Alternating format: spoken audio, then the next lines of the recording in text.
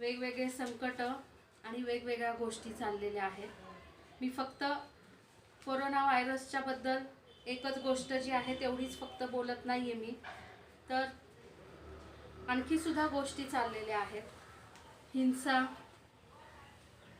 भूकमारी, दुष्काळ आणि अशा निरनिराळ्या प्रकारच्या गोष्टी चालू आहेत. युद्धाच्या अवयवा आपण ऐकत आहोत. देवाच्या वचनामध्ये म्हटल्याप्रमाणे प्रभूच्या येण्याचा जो समय आहे तो फार जवळ आलेला आहे. आपल्याला तो समजून घेऊन जागृत राहणं आणि स्वतःची तयारी करणं खूप गरजेचं आहे. त्याची प्रीती, त्याची कृपा आणि त्याची दया याच्याबद्दल आपण अनेक वर्षानुवर्ष ऐकतच आहे. त्याचा अनुभव सुद्धा आपण घेतच आहे. परंतु आता समय जवळ आलेला आहे की आपण तयारी देखील करावी, कारण फार लवकर कृपेचा काळ संपणार आहे. प्रीतीचा समय देवाचा संपणार आहे.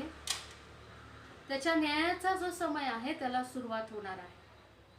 आपण त्या समयाच्या अगदी उंबरठ्यावरती उभे आहोत. अगदी जवळ येऊन ठेपलेलो आहे. अनेक वर्षानुवर्ष प्रेषित 1 मध्ये जर आपण वाचलं, प्रभू येशू ख्रिस्त स्वर्गात घेतला गेला आणि त्यावेळेस शिष्य आश्चर्यचकित होऊन पाहत होते आणि त्यावेळेस देवदूत तिथं प्रकट झाले आणि ते म्हणाले की जसं तुम्ही त्याला वर जाताना पाहता तसंच तो पुन्हा येणार आहे. 2000 वर्षांपूर्वीची घटना आहे ती. त्यावेळेस त्यांनी सांगितलं की त्याला जसं तुम्ही जाताना पाहिलं तसंच तो पुन्हा येणार आहे.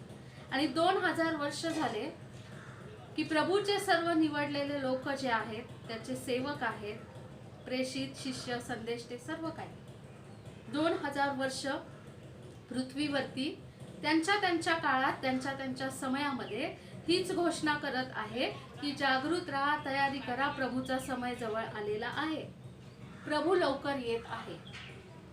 परंतु आपली पिढी, आपला काळ, आपला समय असा आहे की इतक्या वर्षानुवर्ष ऐकलेल्या ज्या गोष्टी, जे शिक्षण आहे, जे देवाच्या वचनातून आपण वाचलेल्या भविष्यवाण्या आहेत, त्या प्रत्यक्ष आपल्या डोळ्यांसमोर घडताना आपण अनेक गोष्टी पाहत आहोत. आपण त्या समयाच्या अगदी जवळ येऊन ठेपलेलो आहोत. प्रत्येक वेळेस जगामध्ये काहीतरी एखादी मोठी घटना घडते इतिहासामध्ये. त्या प्रत्येक वेळेस लोकांना वाटत होतं, देवाच्या लोकांना एक आशा वाटत होती की आता प्रभूचा समय आलेला आहे, आता तरी प्रभूचा समय आलेला आहे, आता तरी प्रभूचा समय आलेला आहे. प्रत्येक वेळेस त्यांना आशा वाटत होती. परंतु तो प्रभूचा नेमलेला समय नव्हता, कारण आणखी काही भविष्यवाण्या आहे, आणखी काही चिन्ह आहे, ते पूर्णत्वास जाणं गरजेचं होतं. परंतु आपण ह्या समयापर्यंत येऊन ठेपलेलो आहोत की काही 2 ते 3 जे शेवटचे चिन्ह आहे ते सोडता ऑलमोस्ट सगळे चिन्ह पूर्णत्वास आलेले आहेत. फक्त 3 चिन्ह पूर्ण व्हायचे बाकी आहेत. मी आज त्याच्याबद्दल बोलणार नाही की ते कुठले किती चिन्ह आहेत, याबद्दल मी बोलणार नाहीये. परंतु 2 ते 3 चिन्ह फक्त होणे बाकी आहे. आणि ते चिन्ह असे आहेत की ते ज्या क्षणाला पूर्ण होतील त्या क्षणाला प्रभूचे येणं होणार आहे. आणि म्हणून आपण ते चिन्ह कधी कंप्लीट होईल त्याची वाट बघू, त्याच्यानंतर पश्चाताप करू, त्याच्यानंतर प्रभूसाठी वेळ देऊ, असा समय आपल्याकडे राहिलेला नाही. आपल्याकरिता 2000 वर्षांपूर्वीच काहीतरी लिहून ठेवण्यात आलेलं आहे देवाच्या पवित्र वचनांमध्ये. नवीन करार जो आहे त्याच्यामध्ये, आणि जुना करार आहे तर तो त्याच्यापेक्षा अधिक जुना आहे. त्या ठिकाणांमध्ये पण जो शेवटचा काळ आहे ह्याच्याबद्दलच्या अनेक भविष्यवाण्या लिहून ठेवलेल्या आहेत. संपूर्ण पवित्र शास्त्र हे भविष्यवाण्यांनी भरलेलं पुस्तक आहे. फक्त मनुष्याच्या मनात आलेले विचार त्यांना वाटतात अशा गोष्टी नाही, तर परमेश्वरापासून प्राप्त झालेला शब्द भविष्यवाणीच्या रूपामध्ये त्या ठिकाणात लिहून ठेवण्यात आलेला आहे आणि त्या भविष्यवाण्या पूर्ण देखील होत आहेत. परमेश्वराच्या नेमलेल्या समयात पूर्ण होत आहेत. परंतु प्रत्येक शब्द, प्रत्येक भविष्यवाणी ही 100% सत्य आहे आणि ती पूर्ण होतेच. पवित्र शास्त्रातली एकही भविष्यवाणी, एकही शब्द हा खोटा नाही. कारण तो पवित्र शास्त्र म्हणजे स्वतः परमेश्वराचे विचार, त्याचा स्वभाव आहे. जसा परमेश्वर पवित्र आहे तसं त्याचं वचन देखील पवित्र आहे. आपल्याला या काळामध्ये जागृतीची खूप आवश्यकता आहे प्रियांनो. शेवटचा काळ, त्याची चिन्ह, ह्या सगळ्या गोष्टींबद्दल मी जास्त एवढं एक्सप्लेनेशन्स कधी सांगत नव्हते. पण अर्थात माझ्या प्रत्येक प्रीचिंगमध्ये तेच असायचं की प्रभूची येण्याचा दिवस जवळ आलेला आहे आणि आपल्याला तयारी करायची आहे. अर्थात असं पण नाही आहे की आपल्या सभोवती जे चिन्ह घडत आहेत आणि त्यामुळे आता प्रभू कधीही लगेच येणार आहे आणि आपल्या हातात वेळच राहिलेला नाही, अशी पण गोष्ट नाही आहे. थोडासा वेळ आहे, पण किती हे सांगू शकत नाही. थोडा वेळ आहे, पण किती हे सांगू शकत नाही. की 1 वर्ष आहेत का 5 वर्ष आहे का 2 महिने आहेत का 7 वर्ष आहेत, कोणीच सांगू शकत नाही. प्रभूच्या येण्याचा दिवस सुद्धा प्रभू येशू ख्रिस्तांनी स्वतः शिष्यांना सांगितलं की ती घटना, तो जो वेळ आहे तो पित्याशिवाय कोणालाच ठाऊक नाही. आणि म्हणून कुठला मनुष्य सुद्धा त्याच्याबद्दल ठोस अशी भविष्यवाणी सांगू शकत नाही. जर कुठं कोणी तुम्ही ऐकलं असेल तर प्रभू येशू ख्रिस्त अमक्या दिवशी, इतक्या वाजता, ह्या वर्षी, ह्या इतक्या तारखेला येणार आहे, तर ते खोटे भविष्यवाणी करणारे आहेत. येशू ख्रिस्त स्वतः म्हणाला की पित्याशिवाय कोणाला माहिती नाही, पुत्राला देखील माहिती नाही, असं त्यांनी शिष्यांना सांगितलं आहे. तर हे सर्व खोटे भविष्यवक्ते काय येशू ख्रिस्ताचे पिता नाही आहेत की त्यांनी योग्य वेळ सांगायला. ते खोट्या आत्म्याने भविष्यवाण्या करत आहेत. अशा लोकांचं ऐकू नका. कारण इतकं आजकाल ऐकू येतं, ह्या दिवशी, ह्या तारखेला प्रभू येणार आहे, अमक्या दिवशी प्रभूचं येणं होणार आहे, खूप गोष्टी ऐकू येतात. बहकवले जाऊ नका.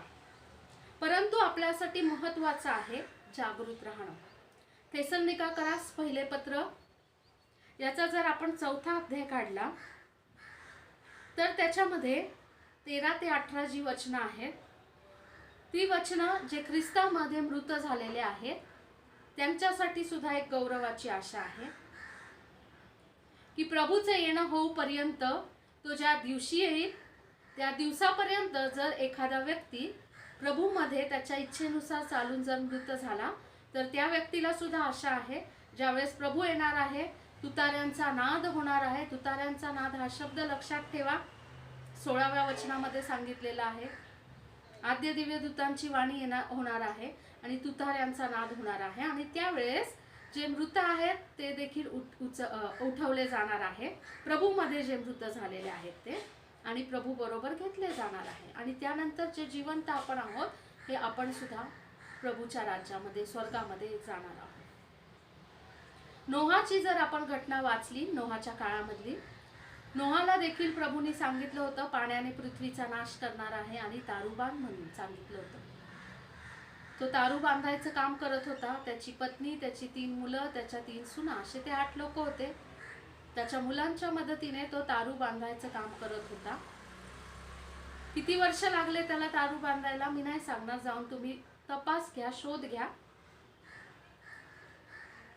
आणि जेवढे वर्ष तो तारू बांधत होता ना, तेवढे सगळे वर्ष तो तेच सगळ्यांना जीव तोडून सांगत होता, प्रभूचं येणं जवळ, पृथ्वीचा नाश होणार आहे पाण्याने, कारण मनुष्याचं पाप वाढलेलं आहे, पश्चाताप करा, संधी आहे. परंतु लोक त्याची थट्टा करत होते, हसण्यावारी गोष्टी नेत होते.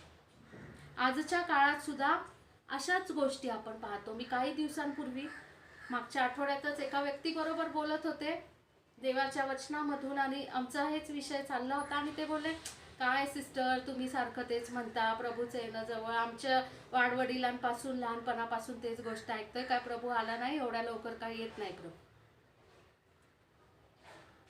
असं ते म्हणाले. शिष्य एवढे 2000 वर्ष सगळे ओरडून ओरडून सांगत होते, आला का 2000 वर्षात प्रभू? येईल प्रभू, माझा विश्वास आहे येईल, पण आता काय प्रभू एवढ्या लवकर नाहीत, अजून आहे, खूप वर्ष आहे. त्यामुळे आता आपण लाईफ एन्जॉय करायचं, नंतर प्रभू येईल तेव्हा पाहू, असं त्यांचं म्हणणं होतं.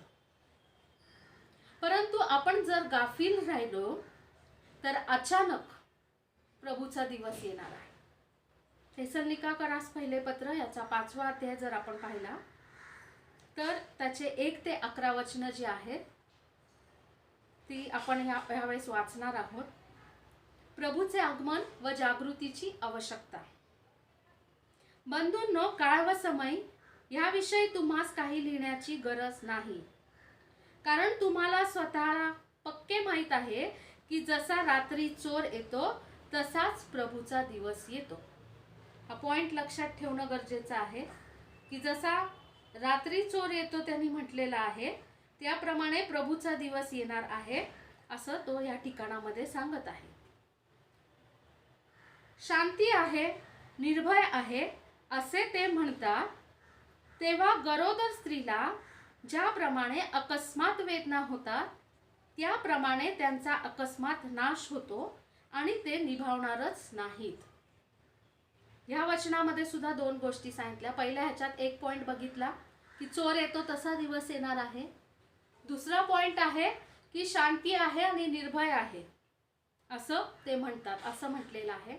आणि तिसरा पॉइंट लक्षात ठेवा की तो म्हणजे एखादी गर्भवती स्त्री आहे, तिला अचानक जशा प्रसूती वेदना सुरू होतात त्याप्रमाणे प्रभूचा दिवस येणार आहे असं या ठिकाणामध्ये सांगितलेलं आहे. बंधुजन हो, त्या दिवसाने चोरासारखे तुम्हास गाठावे असे तुम्ही अंधारात नाही. चोर ज्यावेळेस चोरी करायला येतात त्यावेळेस ते रात्रीची किंबहुना मध्यरात्रीची वेळ निवडतात, कारण त्यावेळेस जास्त अंधार असतो आणि लोक सुद्धा एकदम गाढ झोपेमध्ये असतात. त्याच्यामुळे त्यांना विरोध होईल, त्यांची चोरी पकडली जाईल असे चान्सेस त्यांना कमी असतात. त्यांना त्यांचं काम जे चोरी करायचं असतं ते करण्यासाठी वेळ मिळतो आणि तो सोयीस्कर असतो. आणि म्हणून चोराचा येण्याचा जो वेळ असतो तो नेहमी मध्यरात्री गाढ झोपेमध्ये निबिड अंधकारामध्ये ज्यावेळेस लोक असतात त्यावेळेस चोर येत असतो. त्याचा चोरी करायचा तो वेळ असतो. आणि तो म्हणतो या ठिकाणामध्ये संत पाऊल सांगत आहे की तुम्ही सुद्धा तुम्हाला चोराने येऊन गाठावे अशा निबिड अंधकारामध्ये तुम्ही नाही. त्याचं कारण तो सांगतो, कारण तुम्ही सगळे प्रकाशाची प्रजा व दिवसाची प्रजा आहात. आपण रात्रीचे व अंधाराचे नाही. याचा अर्थ काय? आपल्या दिवसाच्या चक्रामध्ये रात्र होणारच नाही असं नाहीये. यावेळेस तो फिजिकल म्हणजे खरोखरची जी रात्र होती, खरोखरचा अंधार होतो त्याबद्दल तो बोलत नाही. हा आत्मिक जीवनाबद्दल बोलत आहे. प्रभूचा दिवस जो येणार आहे तो आपली आत्मिक परिस्थिती काय असेल याच्यानुसार आपलं भविष्य त्यावेळेस ठरणार आहे. हे आपल्याला समजून घेणं गरजेचं आहे. आत्मिकरित्या मी त्या अंधकारामध्ये झोपलेल्याप्रमाणे आहे का, की आत्मिकरित्या मी त्या प्रकाशाची प्रजा असल्याप्रमाणे प्रकाशमान झालेला आहे. माझं आत्मिक जीवनाचं स्टेटस काय आहे, किती प्रमाणात प्रकाश आहे, किती प्रमाणात अंधकार आहे, हे आपल्याला दररोज तपासणं गरजेचं आहे. जितका जास्त अंधकार असेल तितक्या अधिक प्रकाशाची आपल्याला आवश्यकता आहे. तितकी अधिक ती आत्म्याची ज्योत जी आहे आपल्यामधली ती प्रज्वलित व्हावी आणि ख्रिस्ताचा, त्याच्या वचनाचा, त्याच्या पवित्र आत्म्याचा प्रकाश आपली अंतःकरण आणि आपले जीवन भरून टाकावे, जेणेकरून तो अंधकार पळ काढेल. इतकं आपल्याला जागृत राहणं गरजेचं आहे. आपलं अंतःकरण आणि जीवन इतक्या जास्त प्रमाणातल्या प्रभूच्या आत्मिक प्रकाशाने, त्याच्या पवित्र आत्म्याच्या प्रकाशाने आणि त्याच्या वचनाच्या प्रकाशाने प्रकाशमान होणं गरजेचं आहे आपल्याला. जोपर्यंत तो प्रकाश वाढीस लागत नाही, तो पुरेसा होत नाही, तोपर्यंत संपूर्ण अंधकार पळ काढणार नाही. समजा एक खोली आहे छोटीशी आणि तिथे मी एक खूप मोठी अशी मेणबत्ती पेटवली, अंधार आहे समजा, तर तिथे थोडासा प्रकाश जरूर होणार. परंतु तिथे थोडासा अंधकार देखील असणार आहे. पण मग जर मी त्या घरामध्ये, ती छोटीशीच रूम आहे, मी एकाच्या ऐवजी 5 मेणबत्त्या पेटवल्या तर काय होईल? अधिक जास्त प्रकाश होईल आणि अंधार अजून कमी होईल. आणि जर मी त्या ठिकाणामध्ये 10 मेणबत्त्या पेटवल्या समजा, तर मात्र असं होईल की अंधकार कुठल्याच कानाकोपऱ्यात पण राहणार नाही, पण सर्व काही प्रकाशमान होऊन जाईल. आपल्या घरात सुद्धा आता आपण तर मेणबत्त्या, कंदील, दिवे नाही वापरत, आपण लाईट्स वापरतो, बल्ब्स, ट्यूब लाईट्स वापरतो. आपली सुद्धा रूम किती मोठी आहे याच्या अंदाजाने आपण तेवढ्या जास्त पॉवरचं बल्ब्स आणि ट्यूब्स, लाईट्स वगैरे वापरत असतो. जर आपलं खोली अतिशय मोठी असेल तर आपण 2 किंवा 3 ट्यूब लाईट्स सुद्धा लावत असतो, जशी आवश्यकता असेल तशी. त्याच्या मागे उद्देश हा असतो की माझ्या घराचा, माझ्या रूमचा जे पण काही आहे, कुठलाच कोपरा हा अंधकारामध्ये राहू नये, तर घराचा प्रत्येक कानाकोपरा हा प्रकाशमय व्हावा, उजळून जावा. आज आपल्या अंतःकरणाची जी खोली आहे, ज्याच्यामध्ये आपल्या आत्मिक मनुष्याचं वास्तव्य असतं, त्याचं परीक्षण करण्याची वेळ आहे प्रियांनो. किती प्रमाणात प्रकाश आहे आणि किती प्रमाणात अंधकार आहे हे मला तपासणं गरजेचं आहे. समजा एक खूप मोठा असा हॉल आहे, लग्न कार्यालयाचा हॉल असतो तेवढा मोठा हॉल आहे, अंधकार आहे तिथं, आणि मी 5 रुपयावाली छोटी मेणबत्ती पेटवून जर तिथे ठेवली, त्याचा उपयोग काहीच होणार नाही. तिथून अंधकार पळ काढणार नाही. माझ्या जीवनामध्ये किती प्रमाणात प्रकाश आहे, मी किती जागृत आहे, मी परमेश्वराच्या आत्म्याशी किती प्रमाणामध्ये जोडलं गेलेलो आहे, त्याच्या पवित्र वचनाने माझं जीवन किती भरलं जात आहे, त्याच्यावरती अवलंबून आहे की माझं जीवन किती प्रमाणात प्रकाशवान झालेलं आहे. अंधकारामध्ये राहू नये आपण, त्या गाढ निद्रेमध्ये असू नये. मी आत्मिकरित्या बोलत आहे, नाहीतर म्हणतात सिस्टर म्हणाले झोपूच नका. तसं नाही म्हणते मी. शारीरिक विश्रांतीची आपल्या प्रत्येकाला आवश्यकता असते, तो नैसर्गिक नियम सुद्धा प्रभूने लावून दिलेला आहे. आत्मिक स्थितीविषयी बोलत आहे मी. आणखी एक गोष्ट अंधकाराची असते बघा. आपल्याला ज्यावेळेस झोपायचं असतं त्यावेळेस आपण काय करतो? अंधकार करतो. जे लाईट्स असतात आपल्या घरातले मोठे दिवे ते विझवतो आपण आणि अंधार करतो आणि मग आपण झोपी जात असतो. तीच गोष्ट आहे आत्मिक मनुष्याची. जितका जास्त प्रमाणात अंधकाराने ते आत्मिक मनुष्य अंतःकरण भरलेलं आहे, तेवढा आपण आत्मिक निद्रेमध्ये आहोत प्रियांनो. म्हणून तो त्या ठिकाणामध्ये जागृतीची आवश्यकता आहे असं म्हटलेलं आहे त्यांनी त्या ठिकाणामध्ये. छोटे लेकरं असतात आपल्या घरातले, त्यांना जर झोपवायचं असेल आपण तर मग झिरोचे बल्ब काय सगळं बंद करतो. जेवढा अंधार करेल ते लगेच झोपून जातात छोटी बाळं जे असतात आपल्या घरातले. अंधकार आणि निद्रा यांचा फार जवळचा संबंध आहे प्रिया. दिवसाचं देखील जर झोपायचं असेल कोणाला तर ते दारं खिडक्या बंद करून पडदे लावून थोडा तरी अंधकार होईल अशी काळजी घेतात आणि मग लोक झोपत असतात. निद्रेचा आणि अंधकाराचा फार जवळचा संबंध आहे. आपल्याला आज देवाचा आत्मा हेच बोलत आहे प्रत्येकाशी की तुमचं अंतःकरण तपासा प्रियांनो. जर तिथं अंधकार आहे तर तुम्ही निद्रेत आहात. जर तुम्ही निद्रेत आहात तर तुम्ही अधिक निबिड अंधकारामध्ये जात आहात. दोन्ही गोष्टी एकत्र आहे, निद्रा आणि अंधकार. म्हणून परमेश्वराचा वचनाचा प्रकाश ज्या वेळेस आपल्यापर्यंत येत आहे तो आपल्याला सांगत आहे की उठ प्रकाशमान हो, कारण प्रकाश तुझकडे आलेला आहे. स्तोत्र 119 105 सांगतं, माझं वचन, तुझं वचन हे माझ्या पावलांकरता दिवा, माझ्या मार्गात प्रकाशासारखं आहे. प्रभू येशू ख्रिस्ताने म्हटलं की मी जगाचा प्रकाश आहे. येशू ख्रिस्ताने हे सुद्धा म्हटलं की तुम्ही जगाचे प्रकाश आहात. दिवा लावून दिवठणीवरती ठेवतात, मापाखाली कोणी लपवून ठेवत नाही. आज हा जो सर्व प्रकाश आहे त्याच्या प्रकाशाने आपण प्रकाशमान झालेलो आहोत का? हे तपासण्याची वेळ खरंच आलेली आहे प्रियांनो. आत्मिक जागृतीची खरंच आपल्याला खूप आवश्यकता आहे. तपासणं आपल्याला फार गरजेचं आहे. 6वं वचन, यावरून आपण इतरांसारखी झोप घेऊ नये, तर जागे व सावध राहावे. तो दुसऱ्यांचंच उदाहरण देत आहे की इतर जे आहेत, म्हणजे जे आत्मिकरित्या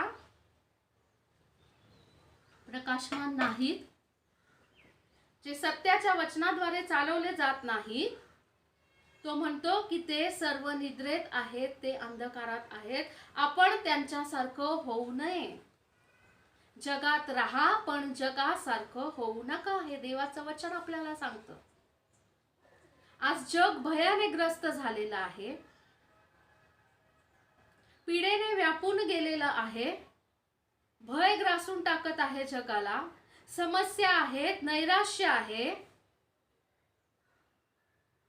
रोग आजार आहेत, पीडा आहेत, उपासमार आहे, बेरोजगारी आहे, खूप साऱ्या गोष्टी चालल्यात जगामध्ये, खूप साऱ्या. ह्याच्यातल्या सर्व गोष्टी सुद्धा नैसर्गिक नाहीत प्रियांनो.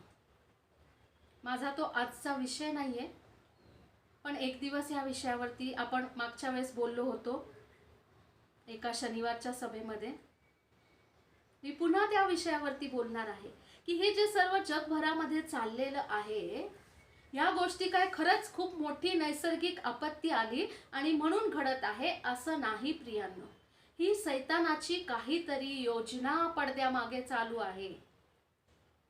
जे आत्मिकरित्या जागृत नाहीत, ज्यांचे आत्मिक निद्रेमध्ये आहे, आत्मिक नेत्र बंद झालेले आहे, आत्मिकरित्या अंधकारात आहे, त्यांना या गोष्टी समजणारच नाही. आणि जगाबरोबर जगाची विचारसरणी, त्यांचे मतप्रणाली आणि त्यांचे जे विचारधारा आहे, यांच्याबरोबर असे लोक कधी वाहवत जातील हे त्यांना देखील समजणार नाही. म्हणून आत्म्यामध्ये जागृत होण्याचा समय आलेला आहे. जे दिसतं तसं नसतं प्रियांनो. जगामध्ये जे चाललेलं आहे ते मनुष्याच्या समोर किंवा सामान्य लोकांसमोर ज्या प्रमाणामध्ये प्रदर्शित करण्यात येत आहे ते तसं नाहीये, ते तसं नाहीये प्रियांनो. त्याच्या मागे काहीतरी षडयंत्र आहेत, काहीतरी योजना आहेत. सर्वात महत्वाचं म्हणजे सैतानाचं काहीतरी कार्य आहे त्याच्या मागे. ह्या गोष्टी समजून घेणं गरजेचं आहे.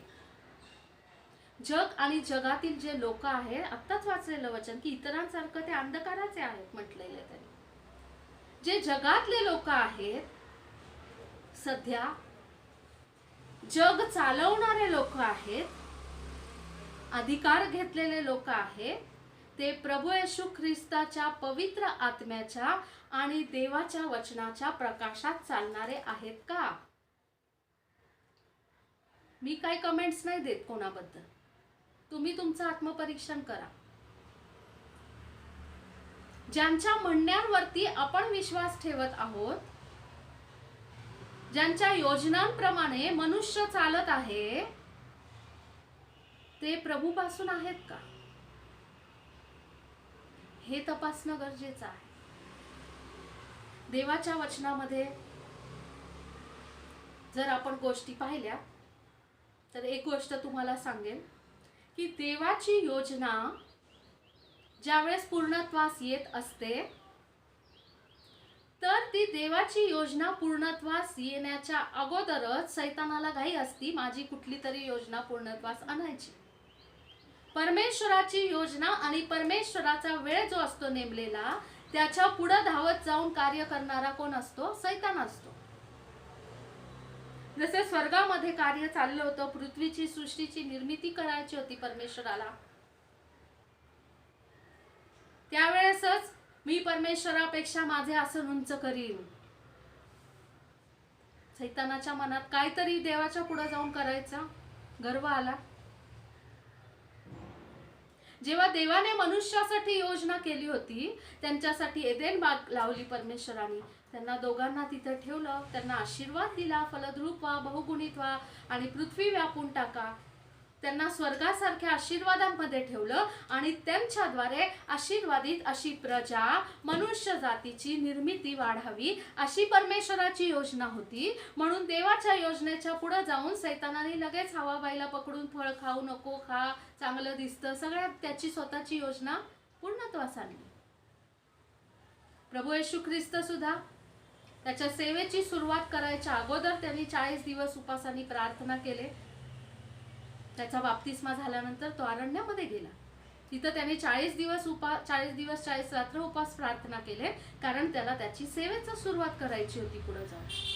आणि त्याची सेवा त्याला सुरुवात करायची होती, म्हणून त्याच्या अगोदर लगेच सैतानाने काय केलं? येशू ख्रिस्ताची परीक्षा घेतली.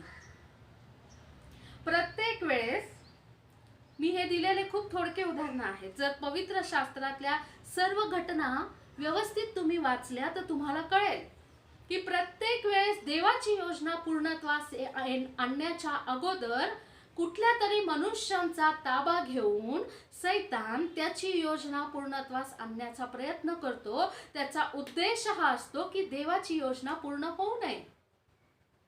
पण तसं कधी होत नसतं. देवाच्या योजनेला कोणीही आडवं येऊ शकत नाही आणि प्रभू त्याच्या नेमलेल्या समयात कार्य करतोच. परमेश्वराने अब्रामाला अभिवचन दिलं होतं, वाळूच्या कणांइतकी, आकाशातल्या ताऱ्यांइतकी संतती देण्याचं.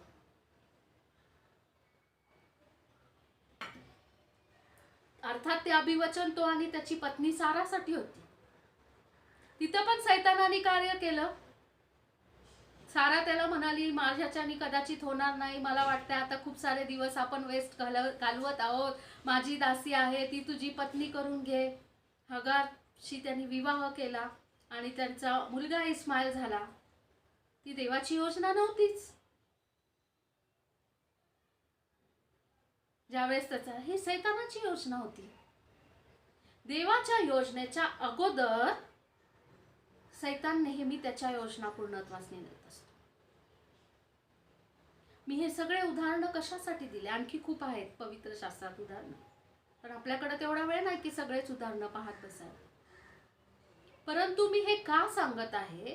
कारण जी जागृत असलेली, जी शहाण्या कुमारिकांसारखी मध्यरात्री सुद्धा दिवे प्रज्वलित ठेवणारी आणि स्वतः बरोबर एक्स्ट्रा तेल ठेवणारी अशी जी जागृत मंडळी आहे, त्यांना घेण्यासाठी जो वर येत आहे, त्याच्या अगोदर सैतानाला सुद्धा त्याची काहीतरी योजना पूर्णत्वास आणायची आहे.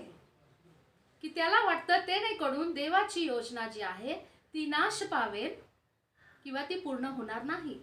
पण देवाने अभिवचन दिलं तर आपला प्रभू जो आहे तो अभिवचन देणारा नाही फक्त, तर ते दिलेलं अभिवचन पूर्ण देखील करणारा परमेश्वर आहे. म्हणून देवाची योजना तर पूर्णत्वास जाणारच जाणार आहे. त्याच्यामध्ये वादच नाही, ते निर्विवाद सत्य आहे. आणि मी ह्या सगळ्या गोष्टी ही बडबड ह्याच्यासाठी सांगितली आहे की जगात ज्या गोष्टी घडत आहे, प्रभूचं येणं जवळ झालेलं आहे, आपण त्याच्या योजनेवरती जेव्हा लक्ष लावण्याचा प्रयत्न करत आहे, तेव्हा जगात काहीतरी गोष्टी घडवून सैतान कुठली तरी एक योजना पूर्णत्वास आणायचा प्रयत्न करत आहे. म्हणूनच आपल्याला आत्मिकरित्या जागृत राहण्याची आवश्यकता आहे. प्रत्येक आत्म्यांचा विश्वास धरू नका असं देवाचं वचन सांगतं. आपण कोणत्या आणि कोणाच्या सांगण्यावरती विश्वास ठेवतो आणि त्यानुसार बहकवले जातो हे तपासणं गरजेचं आहे आपल्याला. जगभरात आतापर्यंत झालं नव्हतं अशा घटना जगामध्ये घडत आहेत. संपूर्ण जग लॉकडाऊन मध्ये, मॅक्झिमम देश बघा, इंटरनॅशनल सगळे फ्लाइट्स थांबून आहेत. सगळे, असं नाही की फक्त आपला देश किंवा आपला महाराष्ट्र का आपल्या पुण्यातच बंदी आहे. वर्ल्ड न्यूज बघा सगळीकडं काय चालू आहे जगभरामध्ये. आपल्याला फोर्स करण्यात येतो, मास्क लावा, सॅनिटायझर यूज करा, साबणाने हात धुवा. ठीक आहे, ते करा, आरोग्याच्या दृष्टीने चांगलं आहे. पण सॅनिटायझर आणि साबणाने जर मरणारा विषाणू असता तो, तर मग त्याच्यावर अजूनपर्यंत औषध का मिळत नाही? विचार करण्यासारखी गोष्ट आहे. अर्थात हे सर्व आरोग्याचे नियम पाळा, कारण त्याच्यामध्ये अनैसर्गिक काही नाहीये, नॉर्मल गोष्ट आहे ती. आपल्याला सवयच असती की आपण बाहेरून कुठून आलं तर तोंड हात पाय धुणं, ह्या सगळ्या गोष्टी आपण करतच असतो इन जनरल. त्याच्यामध्ये काही चुकीचं नाही. पण जग कुठं चाललंय, त्याच्या मागच्या काय योजना आहेत हे तपासणं गरजेचं आहे. मी का सांगत आहे या गोष्टी? आपण अजूनपर्यंत अजाणतेमध्ये बाळकांसारखे ज्या एकदम बेसिक गोष्टी आहेत त्याच्यामध्ये अडकून पडलेलो आहे. जग कुठे चाललेलं आहे, कुठल्या थराला चाललेलं आहे, आत्मिक जगतामध्ये काय उलाढाली घडत आहे याचा आपल्याला भानच नाहीये. आपण स्वतःमध्ये गुरफटले गेलेलो आहोत.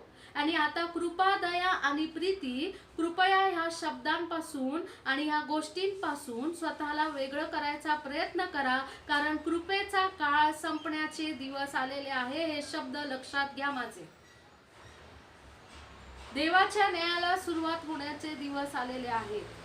प्रभू समजून घेईल, त्याला सर्व समजतं. माझ्या परिस्थिती त्याला सगळ्या माहिती आहे. एक्सक्यूज चालणार नाहीये त्याच्याकडे, कुठलीच एक्सक्यूज नाही चालणार. सत्य परमेश्वर आहे तो. आणि सर्वात महत्वाचं म्हणजे जो व्यक्ती वैयक्तिकरित्या आत्म्यामध्ये जागृत राहील तो व्यक्ती त्याच्याबरोबर जाणार आहे. एखाद्या मंडळीची निवड केली म्हणजे हा मंडळीतले काय काय लोकच आहेत, ते प्रार्थना पण करतात, उपासही करतात, सगळ्या प्रार्थनांच्या सभांना पण जातात. जाऊ द्या, त्यांना करू द्या, आपल्याला काय करायचे ते करू. मंडळीचं उचललं तर सगळ्यांचंच होणार आहे. तशा भ्रमात कोणीच राहू नका. कदाचित माझं बोलणं पटणार नाही आता, परंतु कोणीही अज्ञानात राहू नये अशी माझी इच्छा आहे. आपल्या सर्वांना त्याच्या सत्याचा आणि त्याच्या सत्य वचनाचा आपल्याला जाणीव व्हावी आणि आपल्याला आपण समजून घ्यावं की आपण कुठल्या परिस्थितीत आहोत, हे महत्वाचं आहे प्रियांनो. आता मंडळी पण सोडा, घरामध्ये नाही माझी बायको खूप प्रार्थनेमध्ये, ती सतत प्रार्थना करत असती, माझा मुलगा प्रार्थना करतो, माझी मुलगी प्रार्थना करती, हे प्रार्थना करतं. जे करतात ते जातील नक्की. त्यांच्या प्रार्थनांवरती तुमचं स्वर्गात जाणं ठरणार नाही. प्लीज कोणीच या भ्रमात राहू नका. माझा राग आला तरी चालेल, पण मला सत्य सांगू द्या प्रियांनो. प्रत्येकाने वैयक्तिक तयारी करा.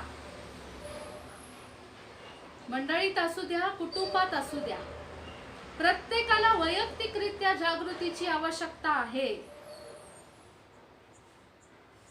देवाच्या वचनात पण सांगितलेलं आहे. जर का आपण मत्तई 24 मध्ये जर पाहणार नाही आता आपण, त्या ठिकाणामध्ये सुद्धा प्रभू येशू ख्रिस्तांनी स्वतः काही चिन्ह सांगितलेले आहेत. जागृतीची आवश्यकता आहे, त्यांनी सुद्धा तीच गोष्ट सांगितलेली आहे. चोर येतो. आणखी एक शास्त्र भाग आहे,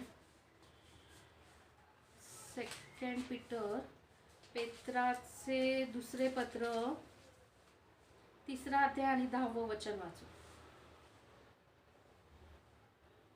पेत्राचे दुसरे पत्र, 3रा अध्याय. हे सुद्धा 1 ते 10 जी वचनं आहे ती सुद्धा पुन्हा प्रभूच्या येण्याच्या दिवसाबद्दलच्याच गोष्टी त्या ठिकाणात सांगितलेल्या आहेत. अनेक गोष्टी सांगितलेल्या आहेत.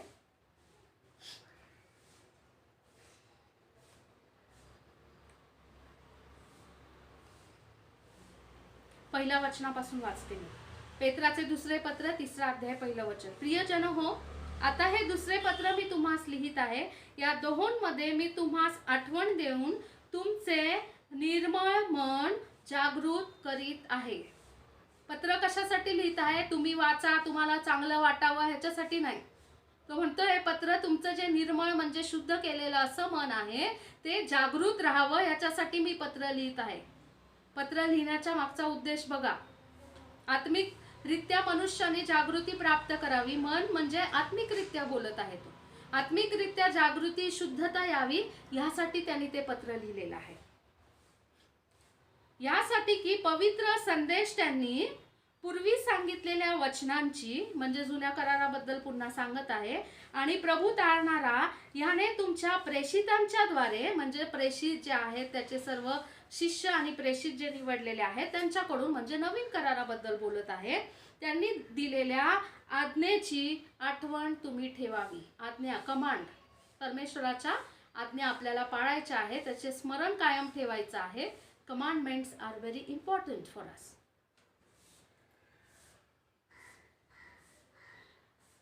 तिसरं आणि चौथं वचन. प्रथम हे ध्यानात ठेवा की स्वतःच्याच वासनांप्रमाणे चालणारे थट्टाखोर लोक शेवटल्या दिवसात थट्टा करीत येऊन म्हणतील. स्वतःच्याच वासनांप्रमाणे चालणारे थट्टाखोर लोक म्हटलेला आहे. स्वतःचीच मनमानी, मनमर्जी. वासना म्हणजे काय? आवडीची गोष्ट, जे पाप असेल, देवाला न आवडणारी गोष्ट पण मनुष्याला आवडणारी गोष्ट. त्यांना त्या गोष्टीमध्ये रममान व्हायचं आहे, त्याच्यामध्ये इंटरेस्ट आहे आणि ते त्या गोष्टींमध्ये गुरफटले जातील आणि मग त्यांना थट्टेखोर म्हटलेलं आहे. आणि मग ते काय म्हणतील बरं, की त्याच्या येण्याचे वचन आता कोठे आहे, कारण वाडवडील निजले तेव्हापासून सर्व काही उत्पत्तीच्या प्रारंभापासून होते तसे चालू आहे. बघा, आपण येऊन ठेपलोय प्रगटीकरणाच्या दिवसात आणि ते म्हणतात उत्पत्तीच्या काळात तर तसंच आतापर्यंत पण चालू आहे, सगळं जग चालू आहे, कुठे त्याच्या येण्याचं वचन? तो येत नाही. हे थट्टेखोर लोक आहे, वासनांमध्ये जगणारी लोक आहे, अंधकारामध्ये असलेले लोक आहे आणि ते आपल्याला अशाच गोष्टी सांगतात. म्हणून आपण आत्मिकरित्या जागृत राहून स्वतःची तयारी करण्यापासून, जर कुठल्या गोष्टी, कुठलं शिक्षण, कुठले लोक आपल्याला परावृत्त करत असतील तर ते प्रभूपासूनचे नाही, स्वतःच्या वासनाप्रमाणे चालणारे असे थट्टेखोर लोक आहेत. ज्यांच्याद्वारे आपल्याला जागृती प्राप्त होते ते परमेश्वराचं वचन घेऊन येणारे लोक आहेत. नोहाच्या दिवसात तसंच झालं. शेवटपर्यंत संधी दिली, त्यावेळेस नाही त्याची पण थट्टा केली त्यांनी. ज्यावेळेस नोहा तारवामध्ये गेला, बाहेरून देवानी कडी लावून घेतली म्हटलेलं आहे पवित्र शास्त्रामध्ये. का देवानी बाहेरून कडी लावली माहितीये? कारण जर नोहा आत असता, सगळ्या लोकांनी बाहेर येऊन ओरडाआरडा केला असता, कदाचित त्याला वाटलं असता कळवळा, अरे जाऊ द्या, चला दरवाजा उघडू, जेवढ्यांना जमतंय तेवढ्यांना तरी आत घेऊ आपण. देवाच्या योजनेच्या पुढे जाऊन नोहानी काहीतरी योजना आखली असती. देवाला माहिती होतं सर्व, मनुष्यांना देव ओळखत असतो. देवाच्या पुढे जाऊन योजना आखणारे मनुष्याचं मन असतं. म्हणून देवाने काय केलं, ते आतून कडी लाव नको लावू तो तुझा प्रश्न आहे, पण बाहेरून मात्र देवाने कडी लावून घेतली, जी कोणी उघडू शकत नाही. लोक तिथं आले, लोक आले होते बाहेर. ज्यावेळेस पाऊस सुरू झाला, ज्यावेळेस पाणी वाढायला लागलं, त्यावेळेस त्यांना कळालं आता हा खरं सांगत होता. ते आले, पण कुठल्या मनुष्याच्या नाही ती देवाने लावलेली कडी उघडून मात्र त्या तारवात प्रवेश करणं जमलंच नाही कोणाला. कसं जमेलो? परमेश्वराने जे बंद केलं आहे ते मनुष्याला उघडता येत नाही, जे परमेश्वराने उघडलं आहे ते मनुष्याला बंद करता येत नाही. काय काय ठिकाणी कॉमेडी मेसेजेस होते, 40 दिवसाचं नोहाचं लॉकडाऊन, अज्ञानाचे मेसेजेस, 375 डेज, 375 दिवस नोहा तारवामध्ये होता. 1 वर्ष 10 दिवस, जावा कॅल्क्युलेशन करा. तो 40 दिवस फक्त नव्हता, 40 दिवस आणि 40 रात्र तर पाऊस आणि पाणी आणि झरे फुटले होते. परंतु ते पाणी स्थिर व्हायला आणि त्याच्यानंतर ते तारू टेकलं अरारात पर्वतावरती जाऊन, आणि मग नंतर ते नोहाचं कुटुंब जेव्हा प्रभूंनी सांगितलं तेव्हा ते बाहेर आले, तोपर्यंत 375 दिवस झाले होते. आणि मनुष्याने लॉकडाऊन केलं नव्हतं, बाहेरून देवानी कडी लावली होती, आपल्याला मनुष्याने केलेलं आहे. So don't go with all these theories, त्याच्या मागे जाऊ नका. ख्रिस्त विरोधी प्रगट होण्याचं कारस्थान जगभरामध्ये चालू आहे. परंतु जोपर्यंत मंडळी आणि पवित्र आत्मा पृथ्वीवरती आहे, तोपर्यंत पवित्र आत्म्याच्या प्रेरणेने करण्यात येणाऱ्या मंडळीच्या ज्या प्रार्थना आहे त्या मोठा अडखळण आहे सैतानाला त्याचं कार्य प्रगट करण्याचा. पवित्र आत्म्याच्या आणि वचनाच्या द्वारे केलेल्या ज्या प्रार्थना आहे त्या सैतानाला उघड स्वरूपामध्ये प्रगट होऊ देत नाही, ते अडखळ नाही. तरी सैतानाची तयारी असती देवाच्या पुढं काहीतरी प्रगट होण्याची, आणि म्हणून जगभरामध्ये हीच तयारी चाललेली आहे. त्याचे जे लस आहे त्या तयार होत आहेत वेगवेगळ्या पद्धतीच्या. खूप साऱ्या गोष्टी आहेत त्याच्या मागं. मला माहिती नाही तुम्ही लोक किती न्यूज वाचता, तुम्हाला किती अपडेट्स आहे ह्या गोष्टींबद्दलचे, मला काहीच नाही माहिती. ID 2020 तुम्ही वाचलंय का मला माहिती नाही. बिल गेट्सनी जे बनवलेलं वॅक्सिनला काय म्हणतात, लस जी बनवलेली आहे,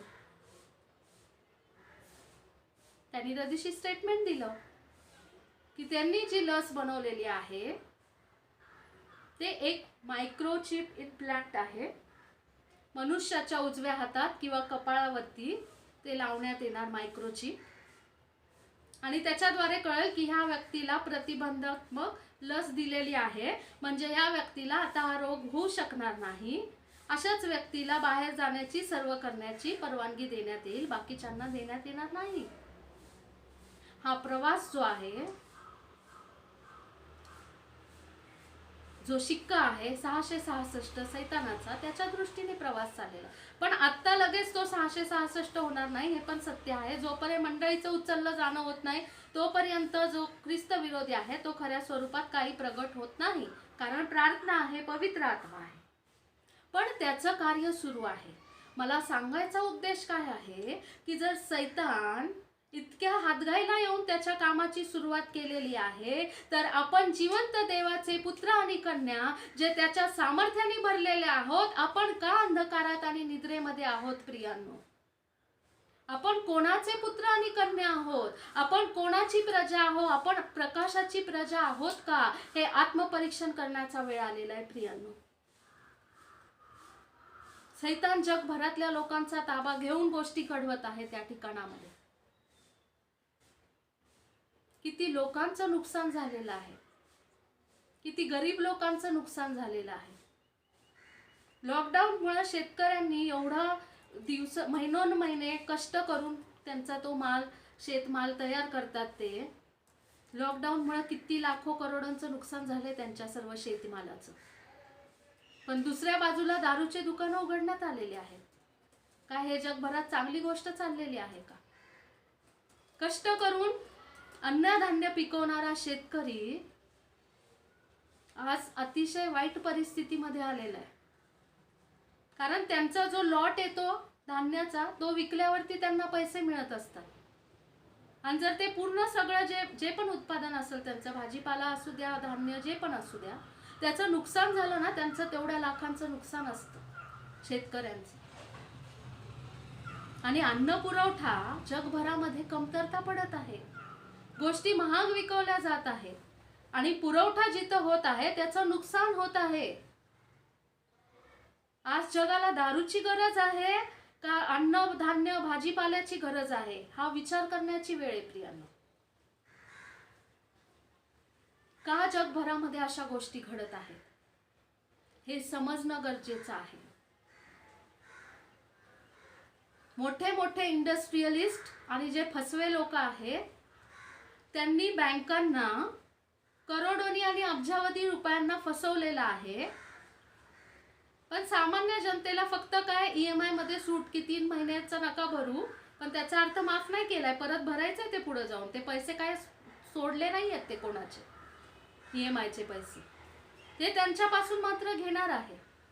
जे अगोदरच दिवाळखोरी झालेली आहे, जे अगोदरच धनवान होते, त्यांनी अजून लुटमारी केलेली आहे. परंतु कारण दाखवण्यात येत आहे की या रोग आजारामुळे अशा गोष्टी घडत आहेत. आपल्याला या गोष्टी समजत आहेत का?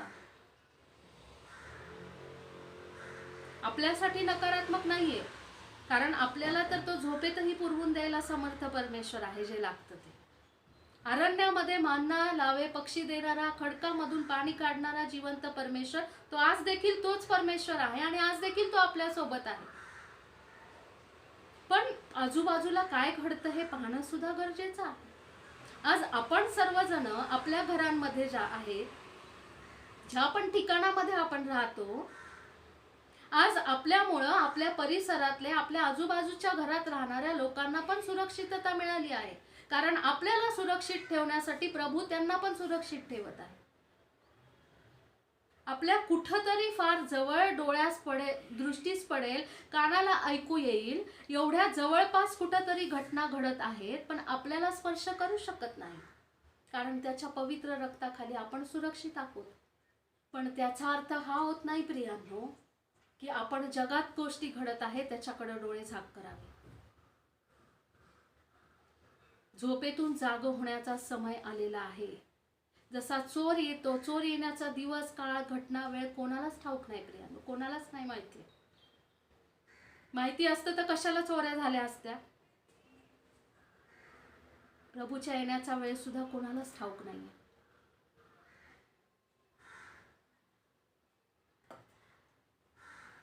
जर प्रभूचं येणं झालं आपण जिवंत असताना तर आपल्यासाठी खूप चांगली गोष्ट आहे, त्याच्याबरोबर घेतलं जाऊ. इन केस दुर्दैवानी कोणाच्या बाबतीत असं होऊ नये, पण झालं जर कोणी आत्मिकरित्या जागृत नाही आणि ते पहिल्या उचलल्या जाण्याबरोबर मंडळीबरोबर घेतले गेले नाही, तरी त्यांना एक चान्स राहील की पुढं जे मग संकट आणि महासंकटाचा काळ आहे, 3.5 वर्ष संकट, 3.5 वर्ष महासंकट, हा 7 वर्षाचा जो काळ आहे त्याच्यामध्ये प्रचंड हाल अपेक्षा सहन करत सरते शेवटी तर 666 घ्यायचंच नाही, आणि जे नाही घेणार त्या सगळ्यांना मारूनच टाकण्यात येणार, ते सगळे रक्तसाक्षी होणार. पण तितकी मजल जर ठेवली, मनाची तयारी केली, तरी परत एक संधी आहे की ठीक आहे बाबा, मी 666 तेव्हा पण घेणारच नाही, काही झालं तरी मरण पण घेणार नाही, शेवटी काही ना काही करून स्वर्गाच्या राज्यात प्रवेश होईल. परंतु दुसरी बाजू जी आहे, प्रभूचे येणं होण्याच्या अगोदर जे मृत्यू पावतात त्यांच्यासाठी मला बोलायचं आहे की त्यांच्यासाठी एक खेदाची गोष्ट आहे, जर आत्मिकरित्या जागृत न होता त्यांचा मृत्यू झाला तर त्यांना परत चान्स नाही मिळणार. आपल्याला माहिती नाही आपल्यासाठी प्रभूंनी काय लिहून ठेवलेले, आपला मृत्यू आधी आहे का नाही आहे, का आपला मृत्यूच होणार नाही, प्रभू येईल, कोणालाच नाही माहिती, कोणीच नाही सांगू शकत. तयारी करणं खूप गरजेचं आहे. कुठलाही चोरासारखा जो दिवस येतो तो प्रभूच्या येण्याचा पण आहे, आणि मनुष्याचा मृत्यू सुद्धा चोरासारखाच होत असतो. कोणालाच नसतं माहिती की कुठल्या क्षणाला इतक्या वाजून इतक्या मिनिटांनी माझा मृत्यू होईल. एकदम सिरियस जे पेशंट्स असतात व्हेंटिलेटर्सवरती, ICU मध्ये जेवढे नर्सेस आहे, हॉस्पिटलमध्ये काम करणारे, त्यांना पण माहिती आहे किती पण सिरियस पेशंट जरी असला तरी कुठला डॉक्टर आधीच सांगल का आता उद्या सकाळी 10:30 वाजता तुमचा घरातला व्यक्ती मरणार आहे, असं तसं कोणी बोलू शकतं का? कोणीच नाही. किती जगभरातले निष्णात डॉक्टर असू द्या, एखादा व्यक्ती किती पण सिरियस असू द्या, पण तो किती मिनिटांचा साथी आहे का किती अजून दिवस तो तसाच राहणार आहे, कोणीच नाही सांगू शकत. देवाच्या वेळेबद्दल आत्मिकरित्या जागृत होण्याचे हे दिवस आहेत. दुसरी गोष्ट म्हणजे आपण जे मगाशी वाचलं होतं, सॉरी, हे पेत्राचे दुसरे पत्र 3रा अध्याय त्याचं 10वं वचन वाचूया. मधले सगळे वचन जाऊ द्या. तरी चोर येतो तसा प्रभूचा दिवस येईल. मगाशी सांगितलेलं, मगाशीच्या 2 थेसलोनियन्सच्या 2ऱ्या पत्रामधलं पण जे वचन होतं तिथं पण काय म्हटलेलं आहे, चोर येतो तसा प्रभूचा दिवस. इथं सुद्धा सेम गोष्ट म्हटलेली आहे. त्या दिवशी इथं अजून एक चिन्ह दिलेलं आहे, नीट ऐकून घ्या. त्या दिवशी आकाश मोठा नाद करीत नाहीसे होईल, सृष्टी तत्वे तप्त होऊन लयास जातील आणि पृथ्वी व तिच्यावरील गोष्टी उघडकीस येतील. या ठिकाणामध्ये सृष्टी तत्वे तप्त होतील असं म्हटलेलं आहे. म्हणजे एक खूप मोठा अग्नी किंवा उष्णता याच्याबद्दल सांगितलं. तप्त होणे म्हणजे गरम होणे, बरोबर? कुठली तरी गोष्ट गरम व्हायची आहे तर त्याच्यासाठी अग्नी किंवा उष्णतेची गरज असते, बरोबर आहे? तसं तो म्हणतो की प्रभूचा जो दिवस येणार आहे त्या दिवशी असं घडणार आहे म्हटलेले. जर जगाच्या दृष्टीने आपण पाहिलं, वर्ल्ड न्यूज पाहत आहात का तुम्ही मला माहिती नाही, जगामध्ये सगळीकडे 3rd वर्ल्ड वॉरची तयारी सुरू आहे. हे जे कोविड-19 झालेलं आहे ना, कोरोना, ह्याच्यातून पण देश एकमेकांवरती, अमेरिका म्हणतात चायनाला की तुमच्या लॅबमधून तुम्ही हा व्हायरस निर्माण केला, त्याच्यामुळे अख्ख्या जगाला प्रॉब्लेम झाला. जेव्हा तुमच्याकडे झालं होतं तेव्हाच तुम्ही कंट्रोलमध्ये ठेवला नाही, सगळ्या जगभरामध्ये तुमच्यामुळं पसरला. हे सगळं त्यांचं चालू आहे. चायनानी त्यांच्या लढाईच्या ज्या आरमार असतं त्यांच्या सगळ्यांचे प्रॅक्टिस सुरू केली आहे ऑलरेडी. अमेरिकामध्ये हे सगळे अशा गोष्टी घडल्या आणि त्यांच्या शिपवरचे एक जी बोट होती त्याच्यावरच्या सैनिकांना हे झाली होती लागण, तर त्यावेळेस त्यांनी त्यांचं सर्व आर्मी बोलवून घेतली होती. पाण्यामधलं आरमार दल असतं त्यांचं, नेव्ही. आता त्यांनी सांगितलं की आमच्या इथं रिकवर होत आहे, आता आम्ही सगळं पुन्हा पाठवणार. त्यांनी काढून घेतलं होतं म्हणून चायनाने वाढवून ठेवलंय त्यांचं. चायनाला सपोर्ट केलाय, रशियानी, साऊथ कोरियानी त्यांना सपोर्ट केलेला आहे. इनफॅक्ट काही मिडल ईस्टचे राष्ट्र आहेत, मध्य पूर्वमधले जे राष्ट्र आहेत, अरब कंट्रीज, ते पण चायनाला सपोर्ट करत आहे. आणि म्हणून आता अमेरिकाला त्यांचे जेव्हा युद्ध नौका पुन्हा आणून ठेवायच्या आहे, लॉकडाऊनच्या अगोदर फेब्रुवारीमध्ये इराणमध्ये कशा गोष्टी घडत होत्या तुम्हाला माहिती आहे. युद्धजन्य परिस्थिती होती आणि त्यांना अमेरिकेने तेव्हा इशारा दिला होता की तुमच्या जेवढ्या पण युद्धाच्या नौका आहे आम्ही सगळ्या उडवून टाकू, कारण तुम्ही युद्ध करू नका.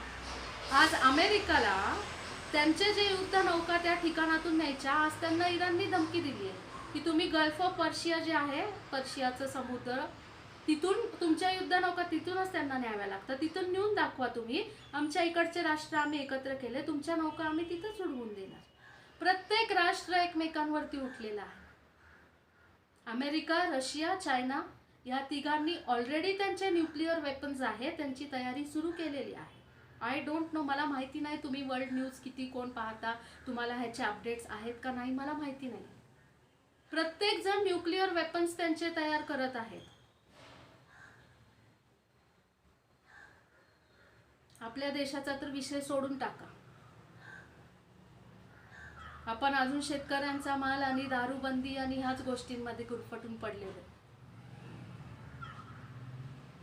भयंकर परिस्थिती जगाची चाललेली आहे. हे जे साईन आहे ना, जो मोठा एक तप्त अशा गोष्टी घडतील, हे न्यूक्लिअर वॉरचे सायनिंग आहेत. न्यूक्लिअर जे वेपन्स असतात, ज्यांना सायन्स माहिती असेल त्यांना माहिती आहे, न्यूक्लिअर वेपन्स ज्यावेळेस सोडण्यात येतात त्यावेळेस खूप मोठा अशी उष्णता त्या ठिकाणामध्ये निर्माण होत असते, कारण न्यूक्लिअर ॲक्टिव्हिटी घडत असतात. ज्या क्षणाला न्यूक्लिअर वेपन्स चालू होईल त्या क्षणाला खूप मोठी अशी उष्णता निर्माण होईल आणि त्या क्षणाला प्रभूचा दिवस येतो, असं हे वचन सांगतं. चिन्ह तर प्रभूने दिले, पण आपण कोणी सांगू शकतो का कुठला देश कुठल्या क्षणाला न्यूक्लिअर वेपन चालू करेल? नाही सांगू शकत आपण. आणि त्या दिवशी, कारण त्या दिवशी म्हटलं एकाच दिवसातली घटना आहे, इकडे यांनी न्यूक्लिअर वेपन जर चालू केलं, इथं प्रभूचं येणं झालेलं आहे, असं हे वचन सांगतंय आपल्याला. किती जागृतीची आवश्यकता आहे हे समजून घेणं फार गरजेचं आहे प्रियांनो. जगभरामध्ये काय घटना घडत आहे. तो अजून एक म्हटलं मगाशीच्या वचनात, थेसलनियन्स मधल्या वचनामध्ये आपण एक गोष्ट वाचली की प्रसूती वेदना होणाऱ्या स्त्रीबद्दल म्हटलेलं आहे. हे मंडळीसाठी म्हटलेलं आहे की मंडळीला थोडं छळ आणि संकटातून जावं लागणार आहे. आज मंडळीचे निर्णय दुर्दैवाने कोण घेत आहे? मंडळीने एकत्र जमू नये हे आपल्याला कोण सांगत आहे? देवाचा पवित्र आत्मा सांगत आहे का पवित्र आत्म्याने चालवले जाणारे लोक सांगत आहे? याचा अर्थ काय? आपण मंडळी झोपेमध्ये होतो. फक्त आपल्या मंडळीचं नाही, मी सर्व विश्वासणाऱ्यांचं बोलत आहे. म्हणून सैतानाने काहीतरी हल्ला केलाय आपल्यावरती, आता तरी जागृत व्हा, हे देवाचा आत्मा आपल्याला सांगत आहे.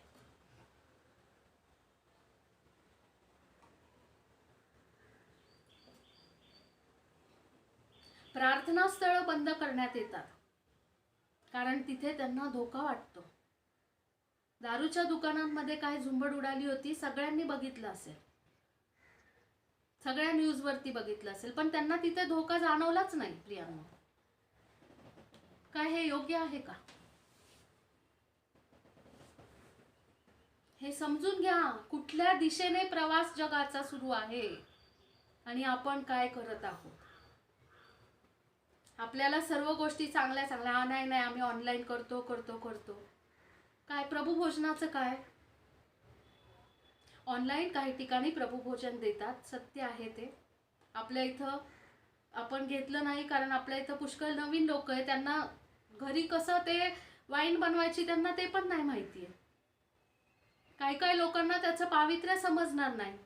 जर आपण इथून घेतलं, आपण सांगू शकणार नाही की अयोग्यरित्या घेऊ नये, किंवा आपण लक्ष नाही ठेवू शकणार. घरात कोणीही बनवतील आणि कसंही घेतील, म्हणून मी घेतलं नाही. कारण त्याचा अपमान न घेतलेला एखाद्या वेळेस ठीक आहे, पण त्याचा अपमान झाला तर दंडाज्ञा आहे, सरळ देवाचं वचन सांगतं.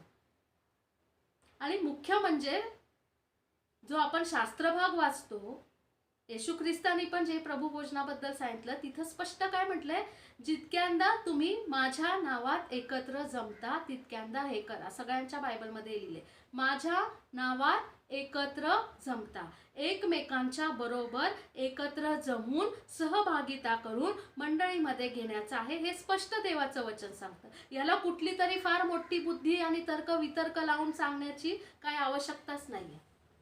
म्हणून आपण ऑनलाईन नाही ठेवलं. काही लोकांनी मला विचारलं होतं, मी तेच सांगितलं की पुष्कळ लोक जॉईन होतात, त्यांना माहिती पण नाहीये प्रभू भोजनाबद्दलच्या गोष्टी काही, तर कसं घेणार आपण?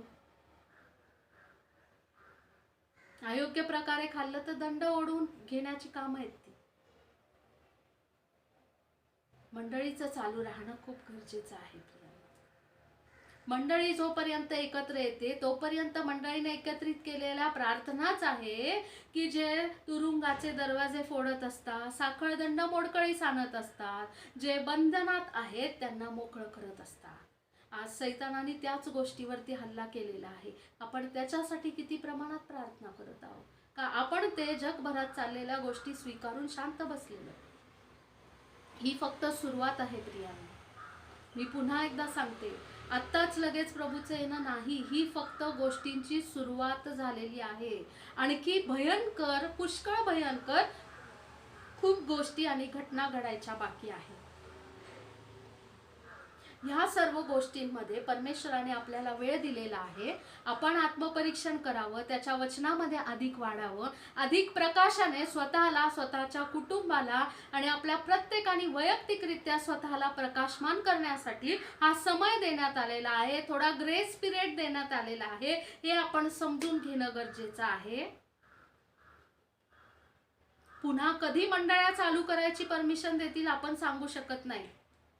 सर्व गोष्टी चालू, त्या दिवशी पण त्यांनी सांगितलं की सर्व गोष्टी हळूहळू पूर्ववत होतील आणि सरते शेवटी धार्मिक स्थळं आणि प्रार्थना स्थळांचा सर्वात शेवटी विचार करण्यात येईल. हे त्यांचं डायरेक्ट स्टेटमेंट आहे.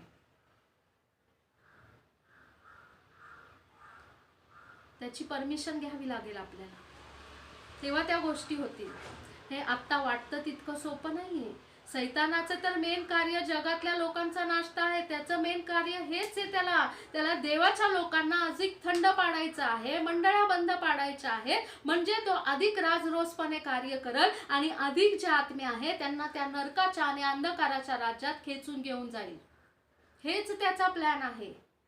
शुभवर्तमान प्रसाराच्या कार्याला आपण जाऊ शकत नाही. फोनवरती वगैरे ज्यांना सांगतो, आपलं भेट होती व्हॉट्सअप असं, त्याच माध्यमातून, पण प्रत्यक्ष जाऊन जे आपण शुभवर्तमान सांगत होतो आज ते पण सगळीकडे बंद पडलेलं आहे. ही नक्कीच चांगली स्थिती नाही प्रियांनो. कारण जे मरणारं जग आहे, जे संकटामधले आहे, जे भूकमारीमध्ये आहेत, जे रोगाने व्यस्त आहे, आज त्यांच्यासाठी एकच आनंदाची बातमी म्हणजे प्रभू येशू ख्रिस्ताद्वारे प्राप्त होणाऱ्या तारणाचं शुभवर्तमान आहे. परंतु दुर्दैवाने आज त्यांच्यापर्यंत आपण पोहोचू शकत नाही, कारण सैतानाने आपल्याला बंधनात घातलेलं आहे आणि त्या बंधनाला तोडून टाकण्यासाठी आपण आत्मिकरित्या अजून तेवढे जागृत झालेलोच नाही की बहुना आपल्याला ती आवश्यकताच अजूनपर्यंत वाटली नाही की हे बंधन झुगारून दिलं पाहिजे मला. आपण अवेशी झालोच नाही अजून तेवढे. की कधी हे बंधन मोडकळीस येईल प्रभू, कधी तुझ्या नावासाठी आम्ही बाहेर पडू, ज्यांना गरज आहे त्यांच्यापर्यंत आम्ही कसे पोहोचू प्रभू.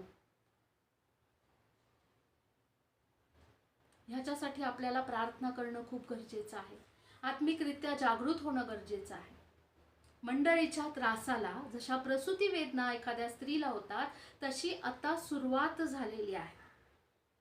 प्रसूती वेदनांबद्दलची गोष्ट माहिती आहे का तुम्हाला? जेव्हा त्या सुरू होतात तेव्हा कमी असतात आणि मग त्या वाढत वाढत जातात. प्रसूती वेदना जेव्हा बाळाचा जन्म होतो तोपर्यंत त्याचा जो त्रास आहे ते वाढत जातो. जे पेन्स आहे, जे दुःख आहे ते वाढत जातं. मंडळीच्या छळाला, त्रासाला आता फक्त सुरुवात झालेली आहे. अजून प्रसूती वेदना वाढायच्या आहेत प्रियांनो. आपण आत्मिकरित्या तयार आहोत का? जर आत्ताच आपली नाव हेलकावत आहे, वाळूवर बांधलेलं आपलं घर आत्ताच जर त्याचे पाय डळमळीत झाले, तर जेव्हा त्या वेदना वाढणार आहे, ज्यावेळेस छळ वाढणार आहे, त्यावेळेस आपण कुठं असू? मी तुम्हाला घाबरायसाठी बोलत नाही, पण हे सत्य आहे. येणाऱ्या दिवसांमध्ये ही गोष्ट घडणारच आहे, की बहुना काही वर्षांमध्ये लवकरच ही घटना घडणार आहे. आपल्याला छळाला सामोरे जावं लागणार आहे आणि त्यावेळेस मला असा वेळ नसेल की सगळ्यांना एकत्र घेऊन सांगत बसून. म्हणून आत्ता वेळ आहे तेव्हा मी ह्या गोष्टी सांगत आहे. या घाबरवण्यासाठी नाही सांगत, आत्मिक जागृतीसाठी सांगत आहे. ॲज ऑफ नाव तरी आपल्याला बोलण्याचं स्वातंत्र्य तरी अजून ठेवलेलं आहे. सैतानाने हल्ला केला नाही तोपर्यंत पूर्ण सत्य सांगतच राहणं गरजेचं आहे. तयारी आपली करणं गरजेचं आहे. त्या प्रसूती वेदना वाढण्याचा समय जवळ आलेला आहे प्रियांनो. आपण स्वतःला तयार करत आहोत का? आपण जागृत झालेलो आहेत का? 8वं वचन जर आपण वाचलं, पेत्राचे दुसरे पत्र 3रा अध्यायामधलं 8वं वचन, तरी प्रियजन हो, ही एक गोष्ट तुम्ही विसरू नका की प्रभूला एक दिवस 1000 वर्षांसारखा आणि 1000 वर्षे एका दिवसासारखी आहेत. या वचनावरती आपण मागे कधीतरी कुठल्या तरी सॅटर्डेला पाहिलं होतं. हे वचन आपल्यासाठी आनंदाची आणि आशेची बाब आहे. या वचनामध्ये की त्याच्या कॅलेंडरचे काही दिवस, जे काम करण्याचे, जे कष्ट करण्याचे 6 दिवस आहे ते संपायला येत आहे. त्याचा विश्रांतीचा 7वा दिवस आहे, तो सुरू होत आहे. आपल्याला त्याच्यामध्ये आनंदाने प्रवेश करायचा आहे. पण काय आपण जागृत आहोत का? फक्त मी प्रभूच्या राज्यात जाणार, मला खात्री आहे, एवढं बोलून आपण प्रभूच्या राज्यात जाणार नाही. काही लोक फक्त पॉझिटिव्ह कन्फेशन्स वरती विश्वास ठेवतात. फक्त पॉझिटिव्ह कन्फेशन्स आपल्याला स्वर्ग राज्यात अजिबात नेणार नाही. आपल्या अंतःकरणात काय आहे, जीवनामध्ये परिवर्तन आहे का, त्याचं जे परिमाण त्याने नेमून दिलेलं आहे, त्याचे जे नियम निष्कर्ष आहे, त्याच्या आज्ञा आपण पाळत आहोत का, या सर्व गोष्टींच्या नुसार आपला न्याय होणार आहे. मी स्वतः जाणार म्हटलं म्हणजे मी जाणार असं होत नाही. त्याने माझी नेमणूक केलेली आहे का? त्या जीवनाच्या पुस्तकामध्ये माझं नाव लिहिण्यात आलेलं आहे का? त्या कोकऱ्याच्या पुस्तकामध्ये माझं नाव लिहिण्यात आलेलं आहे का? या गोष्टींचं आपल्याला आत्मपरीक्षण करावं, आपल्या स्वतःची तयारी करावी. याचे हे दिवस आहेत प्रियांनो.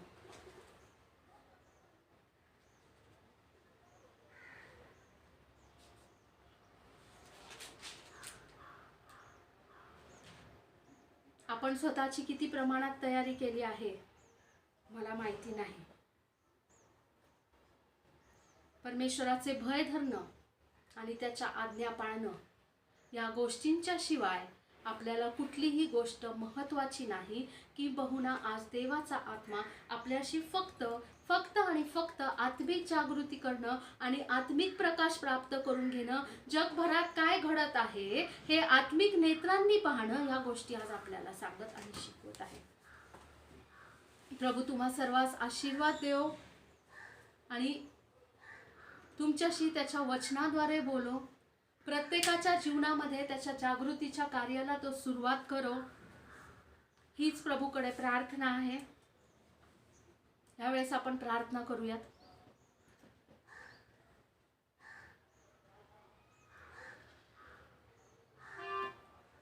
धन्यवाद प्रभू, धन्यवाद येशू. हालेलुया. सिखारा बाबा बाबा बाबा बाबा बाबा शंदारा बाना बानी याराला सिखारा बारा बाबा बाबा बा रिहांदारा बाबा बाबा बाबा बाबा बाबा बा सिखारा बारा बाना रीरा राखारी याराला बारी याराला रा रा रा रा बारी यारालो शंदारा बाना बारा बाना.